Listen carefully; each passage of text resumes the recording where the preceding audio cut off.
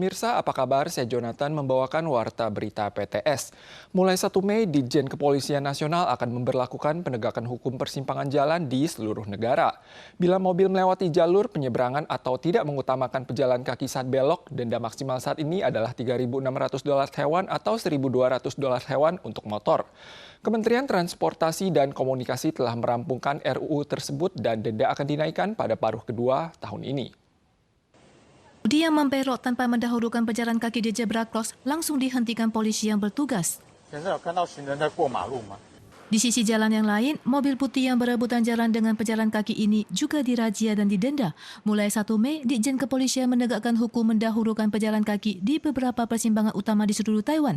Bertepatan dengan Hari Buruh Nasional, kendaraan di jalanan tidak sesibuk hari biasa sehingga tidak ditemukan pelanggaran di berbagai persimpangan utama di kota Taipei. 假设警察的执法效率我觉得不错的话，我相信或多或少会有一些改善，但我希望这也是一个实际上的一个作为，而不是一个口号。去年回来，我觉得感觉还不是说那么的礼让，但今年是有改善。 Mulai 31 Maret, mobil yang tidak mendahulukan pejalan kaki akan didenda maksimal $3.600 Taiwan dan sepeda motor $1.200 Taiwan. Kementerian Transportasi dan Komunikasi atau MOTC telah selesai merevisi UU pada pertengahan April dan denda terhadap pelanggar akan ditingkatkan lagi pada paruh kedua tahun ini. 立法院4月14号已经修法通过，这个有关汽车的最高裁罚已经提高到6000元，下半年会公布施行的日期。 Menurut statistik, jumlah kasus tidak mendahulukan pejalan kaki dari bulan Januari hingga Maret tahun ini mencapai 30.717 kasus, meningkat 138% dibanding periode yang sama tahun lalu. Intensitas penegakan hukum akan ditingkatkan untuk melindungi keselamatan pejalan kaki dan menghapus reputasi Taiwan sebagai neraka bagi pejalan kaki. Dalam 24 jam terakhir minggu lalu, Kementerian Pertahanan Nasional Taiwan mendeteksi 10 jet tempur dan 6 kapal militer TPR yang mengusik Taiwan. Tanggal 29 sore, sebuah maskapai penerbangan sipil Tiongkok juga ditemukan menyimpang dari jalurnya dan terbang melewati angkasa Kinmen.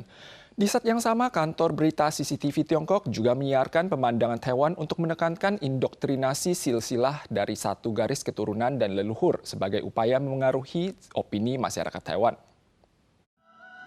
大地不断发生变化，但从未改变的是家乡熟悉的味道。 同根共祖的文化传统。 Stasiun televisi CCTV dalam acara terbarunya menggunakan foto udara Taiwan untuk memperkuat propaganda unifikasi Taiwan. Di saat yang sama, mereka juga memperkuat pengguna militer untuk mengusik Taiwan. Kementerian Pertahanan Nasional atau NMD kembali mendeteksi 10 kali pesawat dan 6 kali kapal beroperasi di sekitar selat Taiwan dari tanggal 29 hingga 30. 有它统战的宣传不够，我们全民都知道。 他为什么特别拍了中华民国，尤其是台湾的这些景点？ Selain jet tempur, pesawat sipil China Eastern Airlines diketahui terbang menyimpang dari jalur dan terbang di atas Kinmen pada tanggal 29. Legislator mengingatkan untuk tidak termakan oleh manipulasi zona rawan. 类似金门或者东引这种民用飞机侵入我们上空的时候，不能掉以轻心，更不能被温水煮青蛙。 Ada dua strategi yang selalu digunakan TPR, yakni mengusik Taiwan dengan jet tempur untuk mencabut status quo Selat Taiwan dan memengaruhi opini publik Taiwan untuk menciptakan ketegangan di Selat Taiwan. Meskipun semua pihak menyerukan perdamaian dan stabilitas di Selat Taiwan, tetapi Tiongkok terus melakukan tekanan diplomatik dan militer terhadap Taiwan serta meningkatkan risiko konflik di Selat Taiwan guna menarik perhatian internasional. Sebelumnya, kasus penyakit sapi gila sempat dilaporkan di Kanada. Namun seiring dibukanya impor daging sapi dari Amerika, tanggal 27 Badan Pengawas Obat dan Makanan Taiwan mengumumkan akan segera membuka impor daging sapi berusia di atas 30 bulan dari Kanada dengan masa pengumuman awal 30 hari. Badan Pengawas Obat dan Makanan Taiwan merilis laporan evaluasi resiko kesehatan dengan asumsi terburuk. Jika konsumen hanya makan daging sapi Kanada yang melekat pada tulang, resiko infeksi penyakit sapi gila seumur hidup adalah sekitar 2,24 dari 10 miliar orang. Bila mengonsumsi jeroan sapi, potensi terjangkitnya adalah 6,68 dari 10 miliar orang. Bila makan sapi yang terinfeksi penyakit sapi gila, manusia dapat terjangkit penyakit Creutzfeldt-Jakob. Walau Kanada telah diakui sebagai negara dengan resiko penyakit sapi gila dalam kategori yang dapat diabaikan oleh Organisasi Kesehatan Hewan Dunia tahun 2021, Yayasan Konsumen tetap menentang impor lewat cara protes. Selain itu, isu keamanan makanan juga dilaporkan pada supermarket grosir Costco.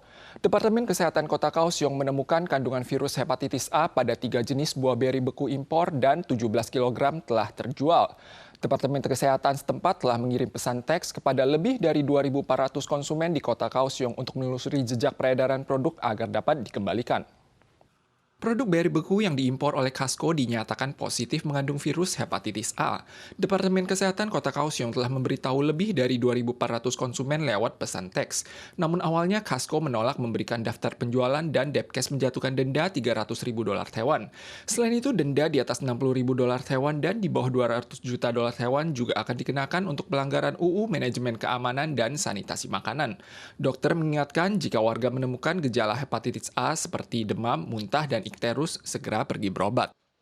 Saat mengungkit minuman teh susu boba, banyak orang menganggapnya sebagai produk terkenal di Taiwan. Juga merupakan salah satu kekuatan lunak yang meluncurkan nama Taiwan ke kancah internasional. Tanggal 30 April adalah Hari Teh Susu Internasional. Sinle Road di distrik Yencheng, Kota Kaohsiung dinobatkan sebagai Jalan Teh Susu karena ada 10 toko minuman teh susu di sepanjang jalan yang tak berjarak sampai 300 meter ini. Masyarakat Amerika Serikat menetapkan tanggal 30 April sebagai Hari Teh Susu Boba. Selain AS, teh susu boba kebanggaan Taiwan ini juga sangat populer di Eropa, Asia, dan Australia. Kaohsiung juga menjadikan teh susu boba sebagai fokus pemasaran dengan mempromosikan Jalan Sinle di distrik Yancheng sebagai teh susu boba street yang terdapat 10 toko hanya dalam jalan sepanjang 600 meter. Selain itu, banyak toko teh susu boba domestik lainnya juga memberikan diskon di hari yang istimewa ini. And I don't know, I like it. I like it very much. Turis asing akan teringat pada Taiwan jika berbicara tentang teh susu boba. Diaspora Taiwan juga selalu menggunakan teh ini untuk bertalian dengan orang asing. 可能对台湾这个国家不是很认识的这些小朋友或者家长，他们只要看到这个 bubble tea 或者这个叫做 boba tea， 他就会知道哦 ，Let's come from Taiwan。享受真正的台湾美食，以及了解一下台湾真正的文化。